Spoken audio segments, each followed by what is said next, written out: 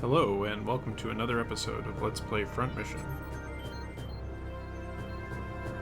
So just to catch you up on what's been happening, for those of you who haven't watched the series in a little bit, Kevin has been thrown out of the Special Forces unit he was in because he screwed up their mission against the Star of Freedom in trying to save Maria, and is now being disciplined and sent to a new assignment, working for the Nirvana Institute.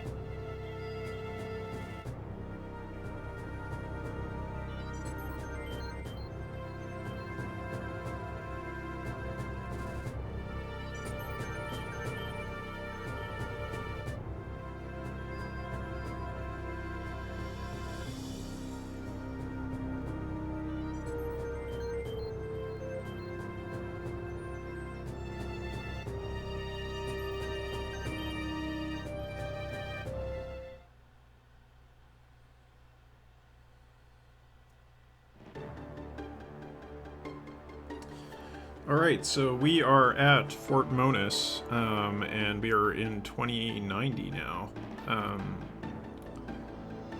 So you got a little bit of the chronology of the first Huffman conflict in that brief cutscene there. And we are on the eve of the second Huffman conflict now. And one thing I should mention, you saw Huffman Island's location on the map in that cutscene, and it's worth mentioning that this is very much a tropical island, and you get a strong sense of that when you are, or if you take a look at the Dog Life and Dog Style manga that does take place during the second Huffman conflict, and has some nice kind of world-building scenes, like one of the characters coming into the airport at Freedom City, and just that the look of the area is very reminiscent of, say, if you went to an airport in I don't know, Singapore, or an airport in maybe Vietnam or something like that. It's just got that tropical feel to it, and that's why it makes it all the stranger that these weirdos in black, these rejects from the Matrix, are just completely pale, right? Like, pale with white hair. Doesn't look like he belongs in a tropical location at all. And I should say something about the art in this game. You will notice that the art style for this stuff that is added in the USN campaign is very different from what you'll find in the OCU campaign. And the reason for that is that the OCU campaign art was done by Amano, and this art was not done by Amano. It was done by a different artist, and so it has a much more like representative, or sort of like, I don't know, realistic quote-unquote look to it than the Amano stuff. And the two art styles do kind of clash with each other, but whatever. I mean, it's not the end of the world.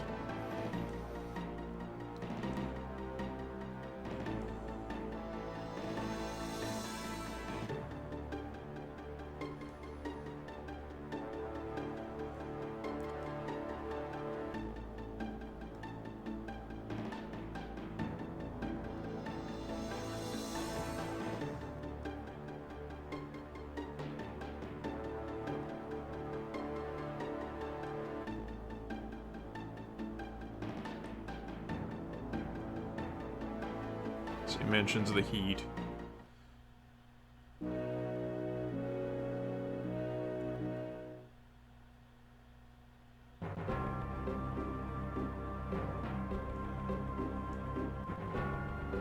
And we have a familiar face. To those of you who have played the OCU campaign, you'll be familiar with this character. We'll be seeing a lot of him.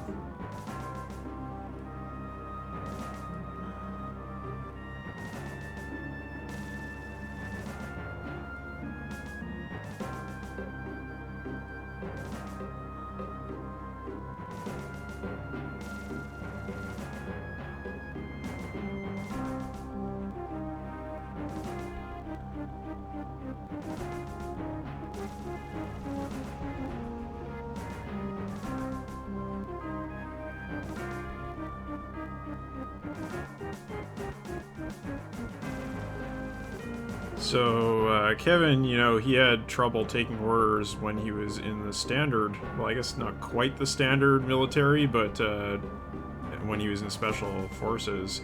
And now that he's in this highly unusual force within the USN military, he's going to have an even harder time taking orders.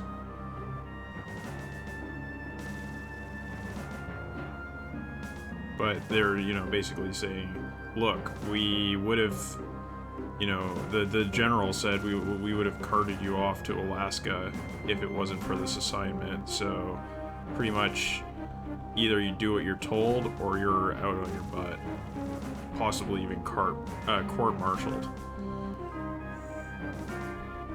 Oh, and then this comes up again.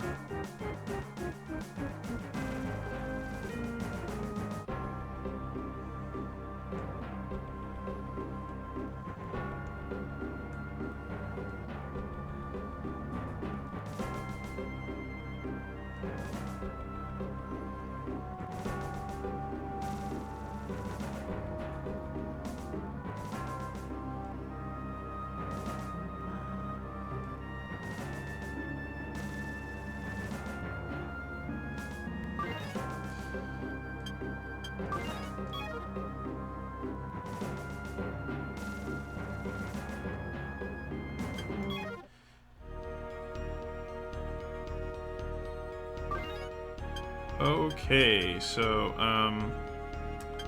do a save.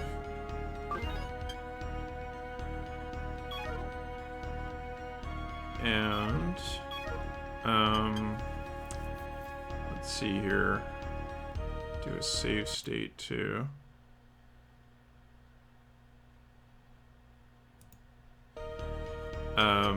Right, and now let's see if we go. Let's just Driscoll in here.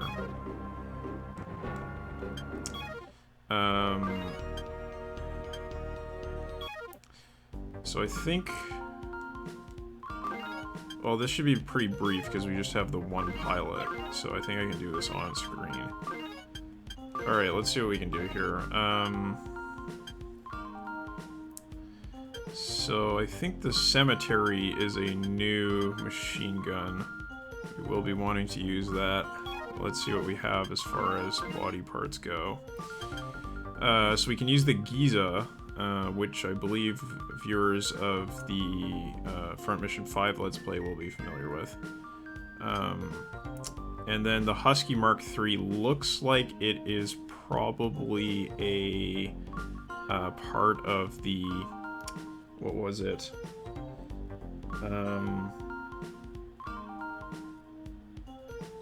The name is escaping me at the moment. And then we have Vapor, which is part of the Gus series. Okay. The Rexon. I think this might be part of the Rexon series. I could be wrong about that, though. There's so many different types of Wanzers in Front Mission 1. Okay, so let's see what we got here. So this one has slightly better HP, lower power, more weight. Doesn't seem ideal. Okay, what about the Husky? It's got a little bit more power. That's nice. A little bit less HP, a little bit less weight, so that's probably an upgrade for us. What about the Vapor? More HP, less power. Okay, so we might consider upgrading to the Husky. As far as this arm part goes, has more defense and more accuracy. But we could also use one of the machine gun arms from the Vapor, which looks pretty good. Definitely looks pretty good. I think we might go with that. As far as damage goes, I think it looks alright. Let's see what we got as far as weapons.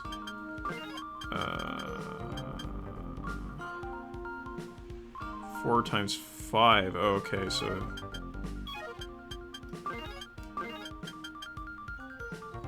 4 times 3. That's not as good. Okay, so we might want to go with the Cemetery and the Husky arm. Legs, we're not going to take anything that gives us less move. Maybe take the Vapor legs that give us more move. Having more move is always good. See if we can get a better CPU for short. Doesn't look like it. And no backpacks. Okay, what about shoulder weapons? This is the missile launcher we have.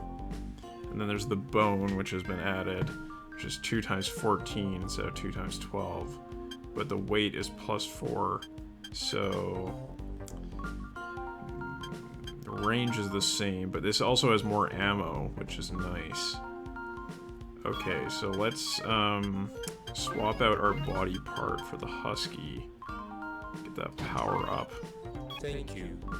You get to hear that wonderful, it's not a synth, it's a sampled, yeah, the wonderful sampled voice there. Thank you. Pretty iconic for this game. Okay, oh, what's this? Oh, we have, okay, I didn't even see these. Okay, that is lower hit. Ooh, that is, ooh, liking that hit. Ooh. This is a very nice part. Okay, maybe I made the wrong choice in selecting that Vapor. Oh yeah, okay. Or not Vapor, the Husky. Okay, the Pheasant has plus 60 power. It's just like all around better. So obviously we're gonna choose that. Thank you. What about the Pheasant arm? Yep, that's just really good. Okay. And the Pheasant is not a series that I'm familiar with. Thank you. Okay, let's see how we do for legs here. The Pheasant has more move. It's just, yeah, it's just really good. Really good.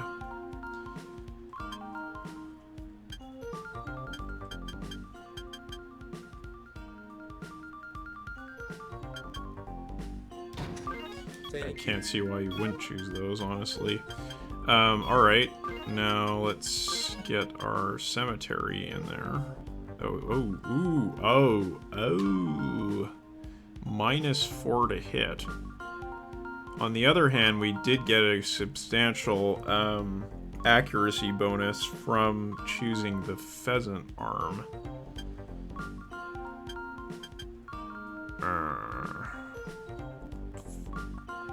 +3 damage, -4 to hit. But it's actually... No, it's actually more than +3.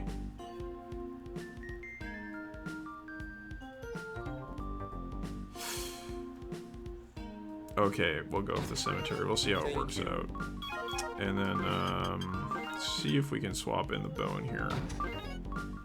Thank you. Okay, well, we are decked out. We are no longer a part of the... Was it the Black Hound? So maybe we want to change the color of our Wanzers. Or the Nirvana Institute now. Huh. And, I'll think about that. Okay, so I think we are pretty much good to go. Don't have a better shield. No, we just have the same shield on for sale. Okay. Cool. And we need to check our items. Oh, we can buy repair mediums now. Okay, so let's check to see what our item situation is.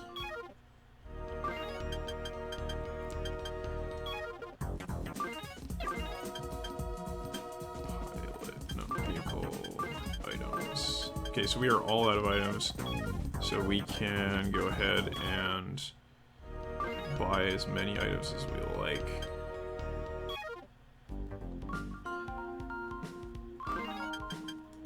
See what this guy's got to say. Okay, so it's probably the pheasant he's talking about.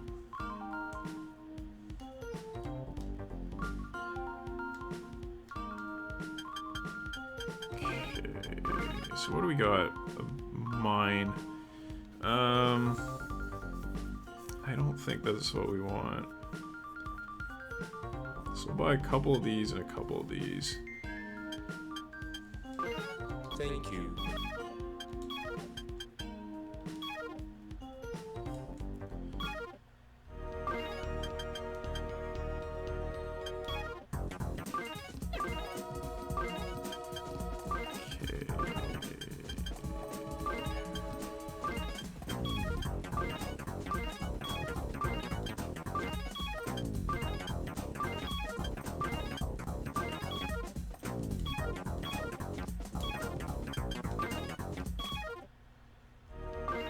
Alright, and we will just do another save state.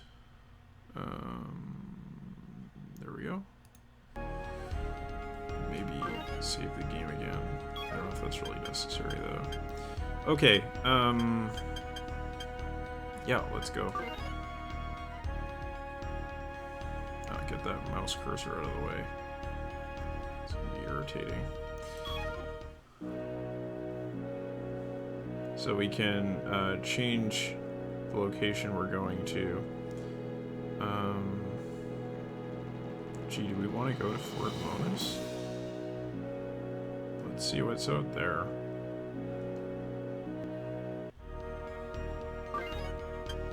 Oh. So that's art from the original campaign. So do these guys have anything different to buy?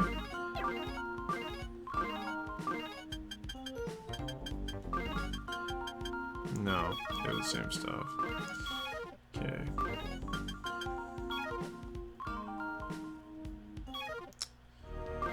And we can go to the bar.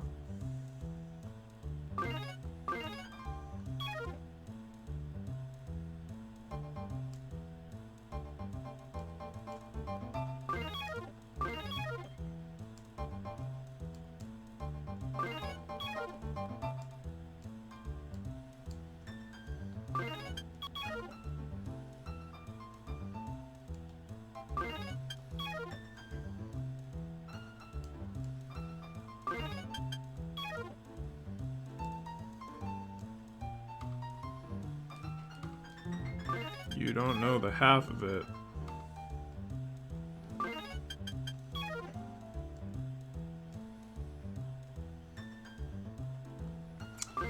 Yeah, you just keep telling yourself that.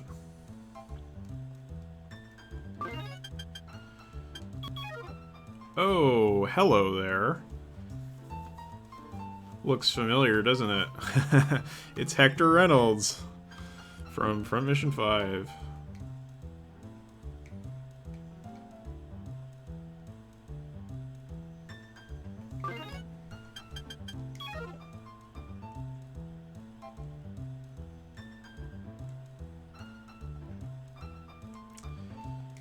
And that's Lynn, of course.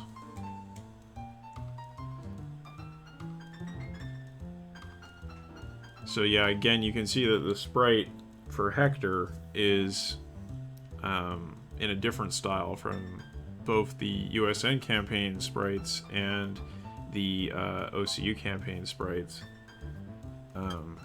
There's just all these sort of layers, almost like geological strata of additions that have been made to this game over the years. Pretty obvious in the art. We could go fight in the arena to get money, but okay, you can't talk to people in the arena in this game, but you can in Front Mission 2, but not in this game. Alright, so we did that. I think I'll just overwrite our save. This one, because there's nothing really we need to worry about going back and doing again. So let's go check this out.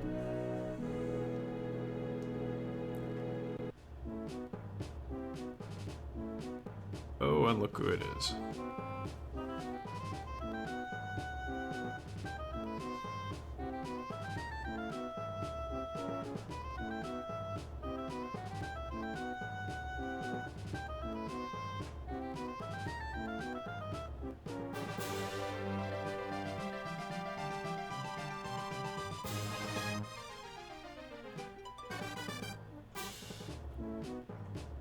This really reminds me of like one of the goofy themes from Final Fantasy VII.